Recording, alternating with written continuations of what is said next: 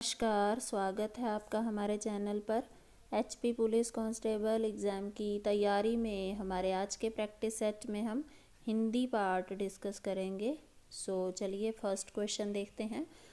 निम्नलिखित में से अंतस्थ व्यंजन कौन सा है?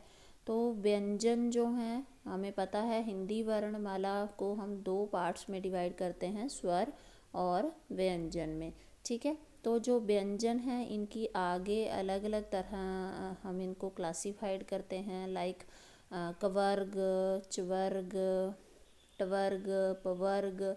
इसी तरह से होते हैं हमारे पास अंतस्थ, जिसमें होता है हमारा य, र, ल और व। इनको हम अंतस्थ कहते हैं।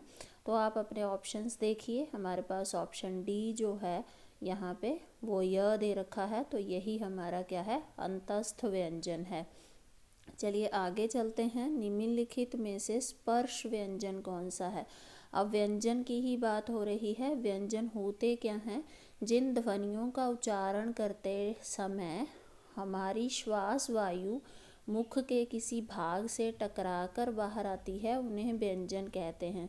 मतलब क्या है, सीधा सीधा कि जिन ध्वनियों को बोलते टाइम हमारे मुंह से यो वायु जो है, हवा जो है, वो मुंह के किसी भाग से टकरा के, जैसे कि तालू से टकरा के, या ओष्ठ, ओष्ठ माने हमारे होंठ, ठीक है, ओष्ठ से टकरा के, या हमारे दांत से टकरा के, या घर्षण करके बाहर आती है, तो उन ध्वनियों को हम व्यंजन कहते हैं। ठीक है, हमारे पास हिंदी वर्णमाला में 33 व्यंजन होते हैं।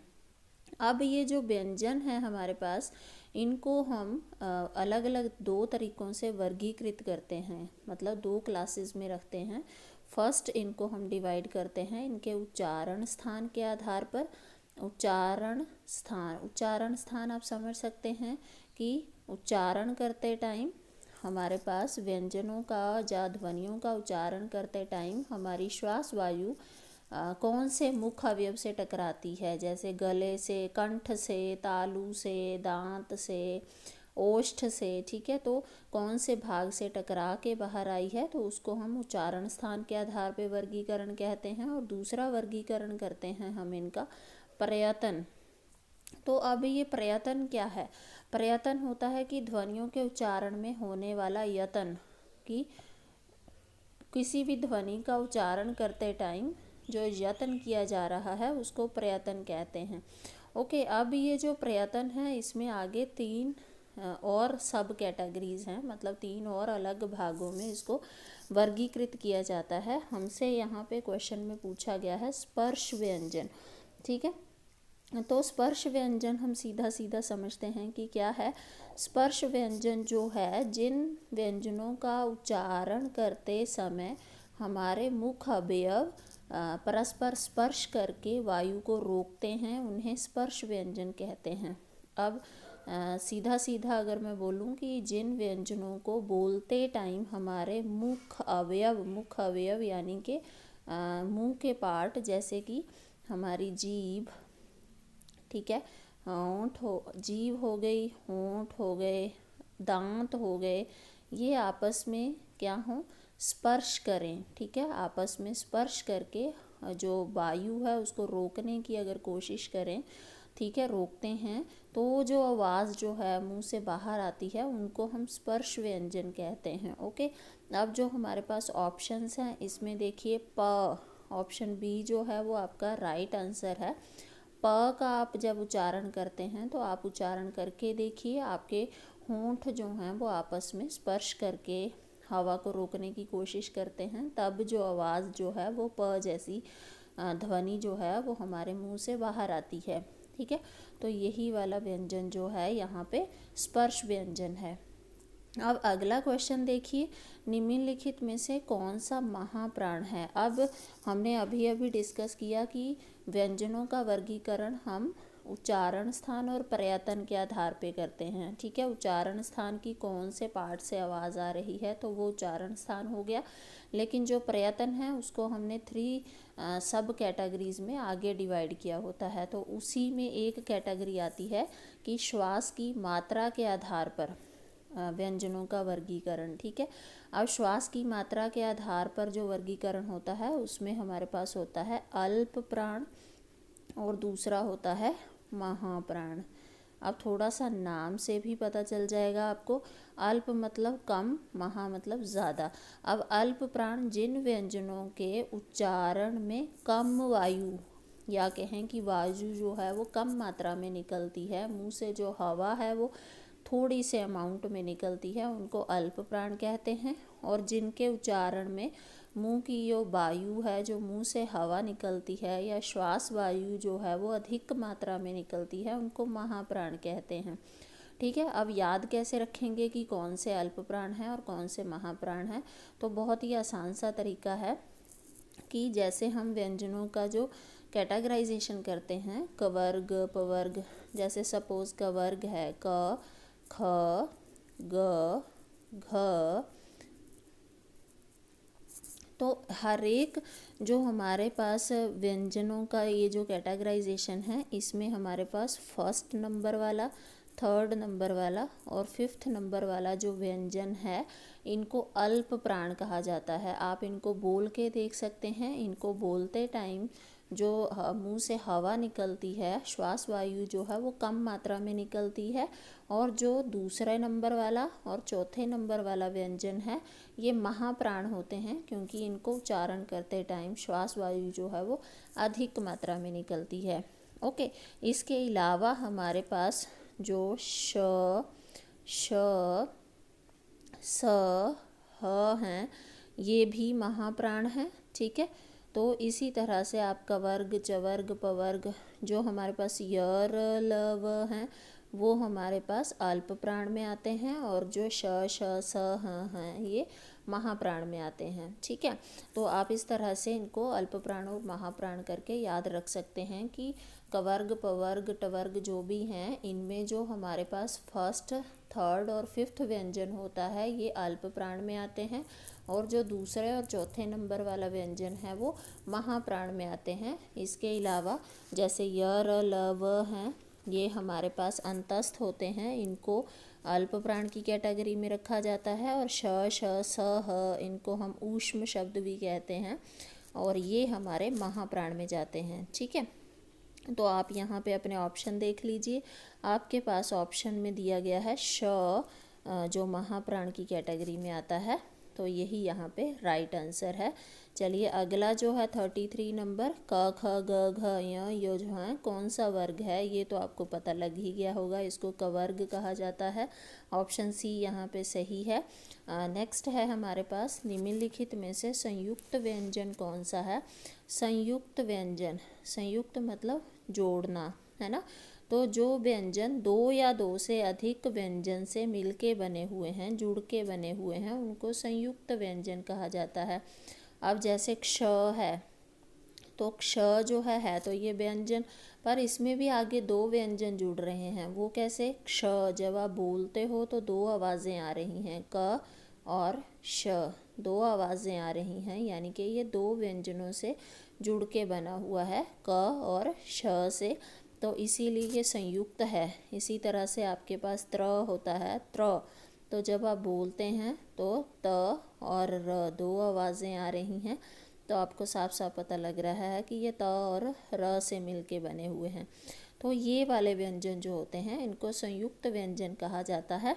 तो आपके पास ऑप्शन बी जो है यहाँ पे बिल्कुल राइट आंसर है। चलिए नेक्स्ट देख लेते हैं। 35 से 39 तक आपको शुद्ध शब्द चूज़ करना है, मतलब चार चार ऑप्शन दिए गए हैं, जो बिल्कुल सही तरीके से करेक्ट तरीके से लिखा गया है वो चूज़ करना है। बहुत ही आसान सा पार्ट है ये। 35 में आपका सी अभ्यास, है ना, इस तरीके से सही होता है। 36 में भी आपका सी जो है वो राइट ऑप्शन है। 37 में आपका ऑप्शन 37 में आपका बी ऑप्शन राइट आंसर है। 38 में आपका डी जो है वो सही है, और 39 में ए जो है वो बिल्कुल सही जवाब है। शुद्ध शब्द में से भी आपको ज़रूर एक दो क्वेश्चन आपके पेपर में देखने मिलते हैं, इनको बहुत अच्छे से ध्यान से देखिए कि किस तरीके से कौन सा शब्द जो है वो लिखा जाता है। नेक्स्ट है हमारे पास 40 से लेके 44 तक आपको क्या करना है, संधि करनी है। ये संधि करना आसान होता है, संधि विच्छेद करना थोड़ा सा डिफ़िकल्ट रहता है। तो संधि करने में तो आसान है, जैसे 40 है, देव प्लस आलय दैट इज़ देवालय, सूर्य प्लस उदय दैट इज़ सूर्योदय, मृत प्लस मय। जो याद रखने वाले हैं ये दो तो बिल्कुल सीधे सीधे हमें पता चल रहे हैं, लेकिन जो याद रखने वाले हैं वो हैं आपके ये तीन। मृत प्लस मय बन गया आपका मृण्मय, बी प्लस अतीत बन गया आपका व्यतीत, 43 का बनेगा आपका वी व्यतीत, और अनु प्लस एषण का बनेगा आपका अन्वेषण। अब आपको ये क्वेश्चन जो है वो जैसे अन्वेषण दिया हो, इसका संधि विच्छेद करने के लिए भी आ सकता है, तो याद रखिए इसका संधि विच्छेद बनेगा अनु प्लस एषण। ओके, ऐसे ही व्यतीत का आ सकता है वी प्लस अतीत, तो इनको इस तरीके से भी लर्न करिए। नेक्स्ट चलते हैं। नेक्स्ट है हमारे पास 45 से लेके 47 तक आपको क्या करना है, समास बताना है। नहीं सॉरी, कौन सा शब्द जो है वो तद्भव है ये बताना है। 45 से लेके 47 तक कौन सा शब्द तद्भव शब्द है। तो जो हमारे पास शब्दों का वर्गीकरण है वो अगर हम उनकी हिस्ट्री के आधार पे या उनके स्रोत के आधार पे करते हैं तो भी हम इनको अलग अलग क्लासेस में रखते हैं। जैसे हम पहले भी डिस्कस कर चुके हैं, हमारे पास तत्सम और तद्भव दो तरह के शब्द होते हैं।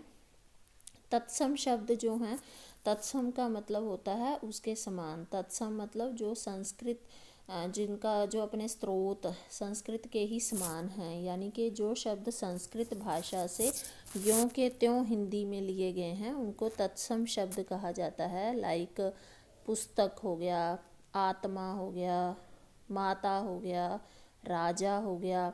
तो ये शब्द जो हैं वो संस्कृत में भी ऐसे ही यूज़ होते हैं और इनको हिंदी में भी एज इट इज़ ही यूज़ किया जा रहा है, तो इनको तत्सम शब्द कहते हैं। और दूसरे होते हैं तद्भव। तो तद्भव जो हैं इनका मतलब होता है उत्पन्न। ओके, तो जो शब्द जो हैं वो संस्कृत से या पाली प्राकृत भाषा से के दौर से गुज़र कर उसके बाद उसमें परिवर्तन करके उनको हिंदी में प्रचलित हैं आजकल जिस तरीके से हिंदी में प्रचलित है, मतलब टाइम के साथ साथ जिनमें कुछ न कुछ चेंजेस किए गए हैं उनको हम तद्भव शब्द कहते हैं। जैसे सप्त है, सपोज़ सप्त को आजकल हम क्या कहते हैं, सात कहते हैं। तो ये तत्सम है और ये तद्भव है। ओके, तो हमें यहाँ पे जो 45, 46 और 47 है इनमें तद्भव शब्द चूज़ करने हैं। तो 45 है कुठार का तद्भव, कुठार का तद्भव होगा आपका कुल्हाड़ी। और नेक्स्ट है आपका मुष्टिका, मुष्टिका का होगा आपका मुट्ठी, ऑप्शन बी यहाँ पे सही होगा। और 47 है आपका तुरंग, तुरंग का होगा यहाँ पे घोड़ा। अगर आपने पर्यायवाची शब्द पढ़े हैं तो घोड़ा का पर्यायवाची शब्द में आपने तुरंग भी पढ़ा होगा, तो ये इसका पर्यायवाची शब्द भी है और हम ये कह सकते हैं कि ये तत्सम रूप है और घोड़ा जो है वो तद्भव रूप है। ठीक है जी, चलिए नेक्स्ट चलते हैं। 48 से 50 तक आपको क्या बताना है कि इन शब्दों में, इन क्वेश्चंस में उचित लिंग कौन सा है, मतलब इनका कन्वर्जन करना है, जो बिल्कुल सही है वो बताना है। तो ठाकुर का हमारे पास जो है ठाकुर पुल्लिंग है, तो इसका स्त्रीलिंग क्या होगा, ठकुराइन। तो नेक्स्ट है ननद, ननद का बन जाएगा आपका नंदोई। इसी तरह से वालिका का बन जाएगा बालक, ऑप्शन बी सही है। चलिए अगला जो क्वेश्चन है हमारे पास आजीवन। आजीवन में आपको क्या बताना है, समास बताना है। आजीवन में कौन सा समास है, तो जब भी हमें समास बताना होता है तो आपको पता ही है कि हम क्या करते हैं, उसको समास के लिए हम प्रथम पद और उत्तर पद में, या कह लीजिए कि पूर्व पद और उत्तर पद में डिवाइड करते हैं। तो अब यहाँ पे देखिए, ये है पूर्व पद, ये है उत्तर पद। जीवन का मतलब आपको पता ही है, लेकिन उसके आगे आ लग जाने से उसका मीनिंग अलग बन गया है। आजीवन, आजीवन मतलब जीवन भर। सिर्फ जीवन का मतलब जीवन या ज़िंदगी है, लेकिन आ लग जाने से वो जीवन भर बन गया।